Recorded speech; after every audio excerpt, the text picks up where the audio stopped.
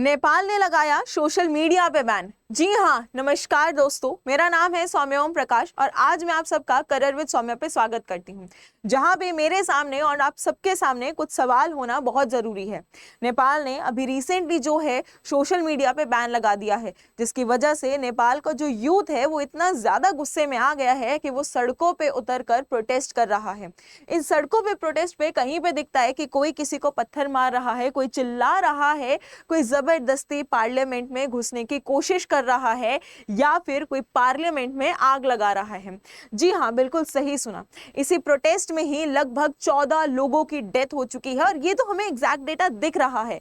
हमें नहीं पता कि प्रोटेस्ट में और कितने लोगों की डेथ हुई होगी। लगभग 100 से ज्यादा लोग जो हैं वो यहाँ पे घायल हो चुके हैं। और अगर मैं बात करती हूँ तो ये इतने गुस्से में है कि आप देख सकते हैं इस वीडियो में कि ये लोग जो है गेट से कूद रहे हैं। कहाँ पे? आपके पार्लियामेंट में।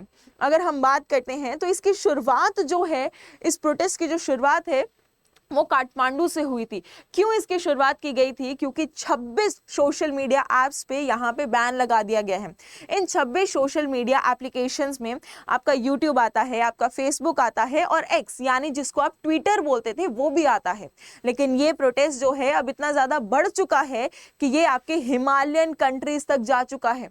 बट सवाल ये उठता है कि प्रोटेस्ट हो क्यों रहा है? कि सिर्फ इसलिए कि सोशल मीडिया बैन कर दिया? कि ये जो आपकी सो कॉल्ड जेंजी है वो सोशल मीडिया पे इतने डिपेंड हो चुके हैं कि जैसे ही उन पे बैन लगाया गया ये लोग सड़कों पर उतर आए, ये लोग इतना वायलेंट बिहेवियर जो है वो करना शुरू कर दिया? या फिर यहाँ पे कोई और सवाल जो है उठता है? अगर मैं बात करूं तो यहाँ पे एक और न्यूज़ जो आपको पता होनी चाहिए कि यहाँ के जो रिस्पेक्टेड कौन है, आपके प्राइम मिनिस्टर हैं केपी शर्मा ओली जी। इनके खिलाफ जो है कुछ करप्शन चार्जेस लगे हुए हैं।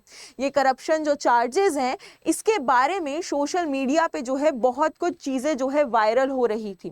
क्या ये तो कोई रीज़न नहीं जिसकी वजह से यहाँ की गवर्नमेंट ने जो है सोशल मीडिया एप्लीकेशंस पे बैन लगा दी है? क्या ये सोशल मीडिया पे बैन लगाना कोई डेमोक्रेसी सुधारने का तरीका है? क्योंकि क्लियरली डेमोक्रेसी तो यहाँ पे दिख नहीं रही है। यहाँ पे अगर हम डेमोक्रेसी की बात करें तो आप देख सकते हैं कि लोग जो है वो कहाँ पे उतर आए हैं, सड़कों पे उतर आए हैं और चिल्ला चिल्ला के कह रहे हैं कि सोशल मीडिया बैन क्यों कर दिया। ऐसा नहीं है कि इस पे कंट्रोल करने की कोशिश नहीं की गई है। जो यहाँ की फोर्सेज हैं उन्होंने यहाँ पे रबर बुलेट्स भी चलाई हैं। यहाँ पे अगर हम बात करते हैं तो आपके टीयर गैस कि जो होते हैं ना वॉल्स, उनको भी यहाँ पे फेंका है कि ये लोग क्या हो जाएं, शांत हो जाए, काम हो जाए। लेकिन ये लोग जो हैं बिल्कुल भी शांत और काम नहीं हो रहे हैं। अगर मैं बात करती हूँ भारत की, तो भारत में भी इंटरनेट यूज़ करने का एंड सोशल मीडिया यूज़ करने का क्लॉज जो है वो संविधान में दिया गया है। अब आप कहेंगे क्या ये सच है? बिल्कुल सही। अगर आपको पता होगा कि हर एक इंडियन सिटीजन को 6 फंडामेंटल राइट्स दिए गए हैं। इन्हीं 6 फंडामेंटल राइट्स में हमारे पास 2 आर्टिकल्स आते हैं, आर्टिकल 19 और आर्टिकल 21। वहीं अगर मैं बात करती हूं कि आर्टिकल 19 क्या कहता है, तो आर्टिकल 19 कहता है कि देखिए आप क्या कर सकते हैं, सोशल मीडिया का उपयोग कर सकते हैं। बेसिकली ये राइट टू फ्रीडम के अंदर आता है। वहीं अगर मैं बात करती हूं तो आर्टिकल 21 कहता है कि आपके पास क्या है, इंटरनेट चलाने का अधिकार है। बट क्या यही सारी चीजें, अगर खुद सोचिए, अगर यही सारी चीज़ें भारत में होती, क्या भारत में कोई सोशल मीडिया एप्लीकेशन बैन कर दिए जाते तो क्या यूथ जो है वो ऐसे सड़कों पे उतरता? बहुत सारे सवाल हैं दिमाग में और मेरे ही नहीं, शायद से आपके भी दिमाग में जो है बहुत सारे सवाल होंगे। यही नहीं, अगर हम आगे चलते हैं तो मैं आपको कुछ और भी दिखाना चाहती हूँ। देखिए ज़रा इस वीडियो को और समझिए यहाँ पे कि जो यूथ है वो कैसे सड़कों पर आ गया है, सिर्फ इसलिए कि देखिए क्या लग गया है, सोशल मीडिया पे बैन लग गया है। अगर मैं बात करती हूँ तो यहाँ पे कर्फ्यू तक जो है वो इम्पोज किया गया था कि देखिए बैन लग गया है। देखिए ना आप कैसे उछल रहे हैं ये लोग, ठीक है, कैसे कूद कूद कर जो है प्रोटेस्ट कर रहे हैं। और इसी चीज़ को देखते हुए यहाँ पे नेपाल में जो है आपका कर्फ्यू भी इम्पोज करा गया था। बट अगर मैं बात करती हूँ तो यहाँ पे बात सिर्फ सोशल मीडिया बैन की नहीं है। यहाँ पे बात सिर्फ ये नहीं है कि जो सोशल मीडिया बैन है कि इसलिए लगाया जा रहा है कि जो ऑलरेडी वहाँ पे आपकी रिस्पेक्टेड गवर्नमेंट है ठीक है, उनके खिलाफ करप्शन चार्जेस थे। यहाँ पे बहुत सारे सवाल जो है उठते हैं। एक और चीज़ भी यहाँ पे जो आपको पता होनी चाहिए, और वो ये है कि जो नेपाल है वो डेमोक्रेसी से ज़्यादा किसकी डिमांड कर रही है, तो वो डिमांड कर रही है मोनार्की रूल की। अब आप कहेंगे कि डेमोक्रेसी तो ज़्यादा बेटर नहीं होती, जहाँ पे हर एक इंसान से पूछा जाता है कि बताइए ना कि आपकी इच्छा अनुसार जो है कौन लीडर बनना चाहिए, लेकिन ये लोग डिमांड कर रहे हैं कि नहीं, हमें क्या चाहिए, राजा का राज चाहिए।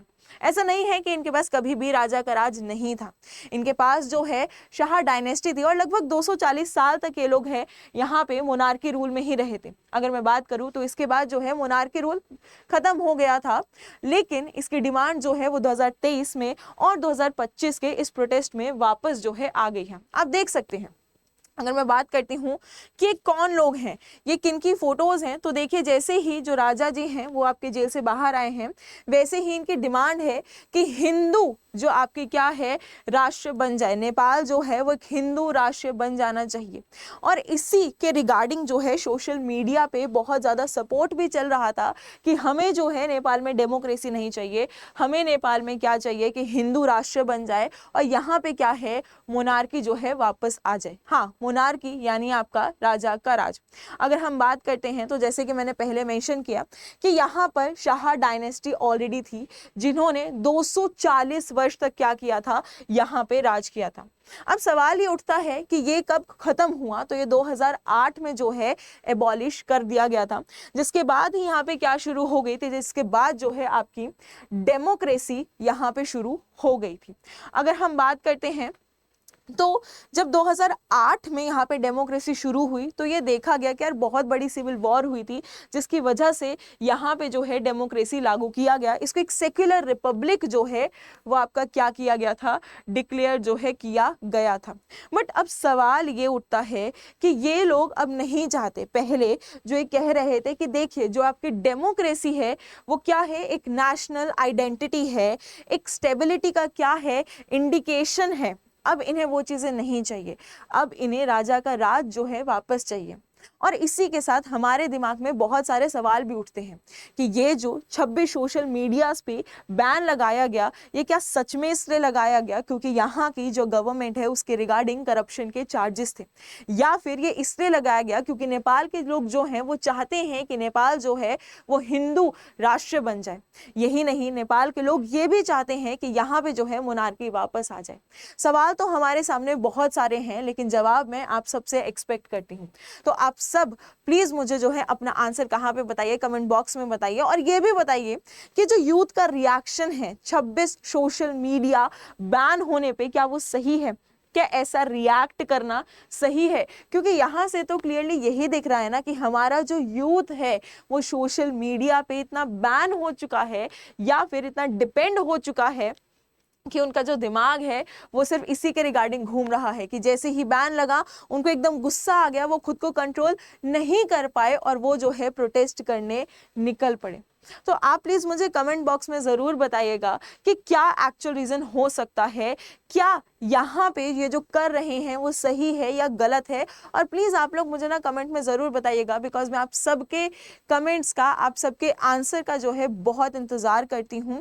और इसी के साथ अगर आपको ये सेशन पसंद आया हो तो इसको लाइक करना, अपने सारे दोस्तों के साथ शेयर करना और चैनल को सब्सक्राइब करना मत भूलना।